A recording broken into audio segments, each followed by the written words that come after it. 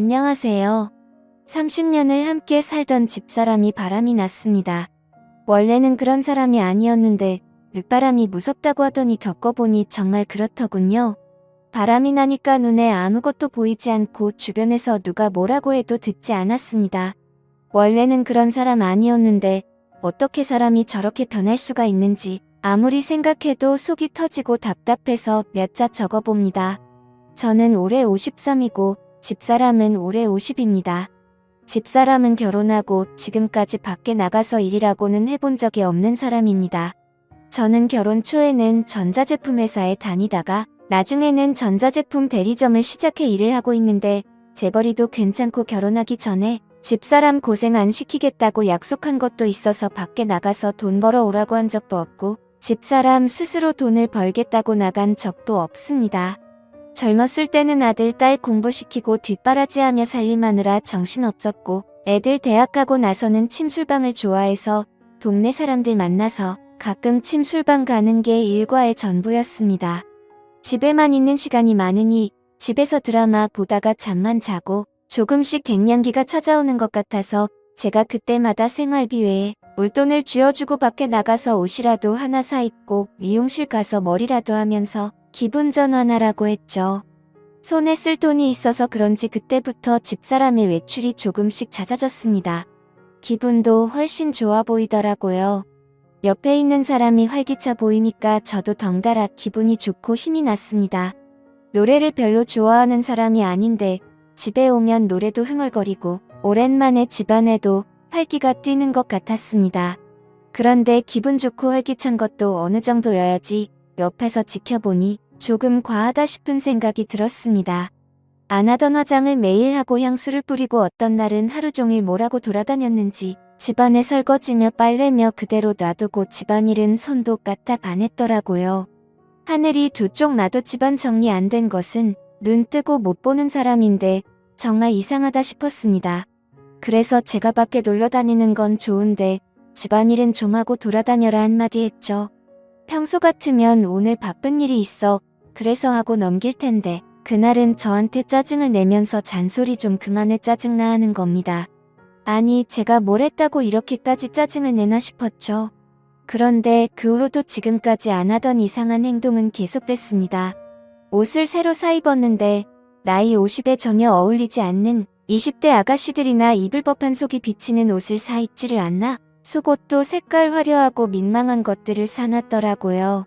그리고 퇴근하고 집에 들어가면 사람이 들어온 걸 아는지 모르는지 방구석에 틀어박혀서 나오지도 않았습니다. 뭐하고 있나 싶어서 들여다보면 동영상을 틀어놓고 보면서 화장하는 법을 배우고 있더라고요. 한번 동영상을 틀어놓으면 나올 생각을 안 해서 밥 안 하면 또 짜증을 막 내면서 당신은 나한테 밥 달란 말밖에 할 말이 없어. 내가 당신 밥 차려주는 사람이야 이러는 겁니다. 그래서 저도 그날은 짜증이 나서 밥때가 되면 밥을 줘야 할 거 아니냐고 했더니 배에 거지가 들어앉았냐는 등 저러니까 어느 여자가 좋아하겠냐는 등 내가 저런 꽉 막힌 인간하고 그 세월을 살았다는 등 하더니 휙 나가버리는 겁니다. 진짜 왜 저러나 싶고 내가 뭘 잘못했나 싶고 황당하더라고요. 왜 그러는지 얘기를 하고 싶은데 집사람하고 얘기만 하면 싸우게 되고 뭘 물어보기만 해도 짜증을 내서 말도 못 붙였습니다. 그래서 주변 사람들한테 고민 상담을 하니 100년 뒤 올 때라 그럴 수 있다면서 어디 여행이라도 다녀오고 둘이 속에 있는 얘기를 좀 나눠보라고 하더라고요. 그래서 저는 집사람이랑 바닷가에 1박 2일 여행이나 다녀올까 해서 속초에 호텔도 예약해두고 맛있다고 소문난 음식점도 예약해놓고 저녁에 집에 갔죠. 그런데 저녁에 집에 들어갔는데 사람이 없는 겁니다. 전화를 해도 전화도 안 받고요. 9시가 넘어도 안 들어오고 밥통에 밥도 없길래 저는 혼자 라면을 끓여 먹고 TV를 보고 있는데 10시가 넘어서 들어오더라고요. 그래서 제가 너무 열이 받아서 어디를 그렇게 싸돌아다니냐고 저도 모르게 소리를 질러버렸어요. 그랬더니 집사람이 나는 뭐 나가지도 못해? 내가 12시를 넘겼어. 왜 밖에 나갔다 온 게 가지고 난리야 하는 거예요. 그래서 제가 가면 어디 간다고 하든지 나갔으면 전화나 받든지 이 시간까지 아무 연락도 없는 게 정상이냐 했더니 그러면 자기가 비정상이냐면서 막 화를 내면서 문을 닫고 방으로 들어가 버리는 겁니다. 저는 이게 아닌데 오늘 여행 가자고 얘기를 하려고 했는데 본의 아니게 또 이렇게 싸움이 되니 나도 참 안심하다 싶었습니다. 그래서 저는 마음을 좀 진정시키고 집사람이 있는 방으로 들어갔습니다. 제가 들어가니까 전화를 하다가 급하게 끊더니 왜 소리도 없이 들어와서 전화하는 걸 엿듣냐고 하더라고요. 그래서 제가 그런 게 아니다. 할 말이 있어서 들어왔다. 우리 여행 간 지도 오래됐는데 어디 바닷가 가서 맛있는 것도 먹고 바람이나 쐬고 오자 했더니 대뜸한다는 말이 내가 당신이랑 여행을 왜 가? 무슨 재미로? 혼자 갔다 와 더군요. 저는 너무 기가 막혀서 도대체 왜 그래 내가 뭐 잘못한 게 있어? 섭섭한 거 있으면 말을 해. 자꾸 그렇게 짜증내지 말고라고 했더니 당신은 잘못한 게 없어. 내가 다 잘못했으니까 이혼하자 하더라고요. 너무나 생각지도 못한 말이라 제가 혹시나 잘못 들었나 싶어서 뭐라고 뭘 하자고 했더니 이혼하자고. 나 사랑하는 사람 생겼어. 제가 너무 기가 막혀서 너 바람났냐 했더니 한다는 말이 더 가관입니다. 자기는 바람난 게 아니라네요. 자기는 뒤늦게 사랑하는 사람을 만났을 뿐이라고 하더라고요. 그래서 제가 그게 바람이 아니고 뭐냐 했더니 우리 사랑을 바람으로 부르지 말라고 하네요. 하참 이 정도면 미쳐도 단단히 미친 거 아닙니까? 외도 현장을 들킨 것도 아니고 지 스스로 남자 만난다고 자수를 하고 당당히 이혼을 하자고 하다니요. 늦바람이 들어도 단단히 들었구나 싶었죠. 그래서 제가 말했습니다. 정신 나갔어. 지금 당신 나이가 50이야. 지금 어디서 누구를 만나서 무슨 짓을 하고 다니는 거야? 어디서 이혼이고 무슨 개뿔 사랑이야. 제정신이야. 했죠. 그랬더니 오히려 자기가 더 큰 소리를 치는 겁니다. 나 미쳤어. 그러니까 이혼하자고. 나는 이날 이때까지 사랑이 뭔지도 모르고 살았어. 그냥 이 집에서 애들 뒷바라지하고 당신 밥이나 차려주고 그냥 대충 시간 때우면서 살았다고. 그런데 나 이제는 그렇게 안 살 거야. 나 정말 다시 태어난 것 같아. 그 사람하고 수도 없이 잤어. 자니까 너무 좋아. 나이 50에 사랑하는 사람을 만나서 앞으로 사랑만 하면서 살 거니까 당신도 다른 사람 만나서 새 출발을 해. 한동안 이상한 건 알았지만 이렇게 갑자기 이혼 통보를 받으니 너무 얼떨떨하고 비참하기까지 했습니다. 제가 외도를 한 것도 아니고 제가 돈을 안 벌어준 것도 아니고 나한테 도대체 왜 이러나 싶었죠. 저는 집사람이 무슨 우울증이 있어서 그러나 싶어서 붙들고 얘기를 해봤습니다. 그런데 돌아오는 얘기는 똑같더라고요. 자기는 사랑하는 사람이 생겼고 자기는 앞으로 사랑하는 사람하고 살 거라고요. 그러니 자기는 떠날 거라고요. 그래서 제가 도대체 그 인간이 누구냐고 물었죠. 어쩌다 그 인간 꼬임에 넘어갔냐고요. 그랬더니 저보고 함부로 말하지 말라면서 그런 얘기 들을 사람 아니라고 하대요. 내가 사랑하는 사람을 당신이 알 필요 없지 않냐고요. 저는 너무 기가 막혔습니다. 애들한테도 전화를 해서 니네 엄마가 이상하니 니네 엄마하고 얘기 좀 해봐라 했죠. 그런데 애들한테도 똑같은 말을 한 모양이더라고요. 니네도 이제 다 키웠으니 자기도 이제 자기 인생 살 거라고요. 저는 도대체 누구를 만나고 다니기에 저렇게 정신을 못 차리나 싶어서 며칠도 안 하고 집사람 뒤를 따라다녀 봤어요. 그런데 의외로 매일 만나는 건 아닌 것 같았어요. 제가 집사람 뒤를 밟은 지 3일째 오후 1시 조금 넘었을 때였어요. 집사람이 누군가를 기다리고 있는데 차가 집사람 앞에 멈춰서더니 집사람을 태우고 가는 거예요. 저도 따라갔죠. 그 차는 시내에서 멀리 떨어진 모텔로 들어가더라고요. 저도 따라 들어갔어요.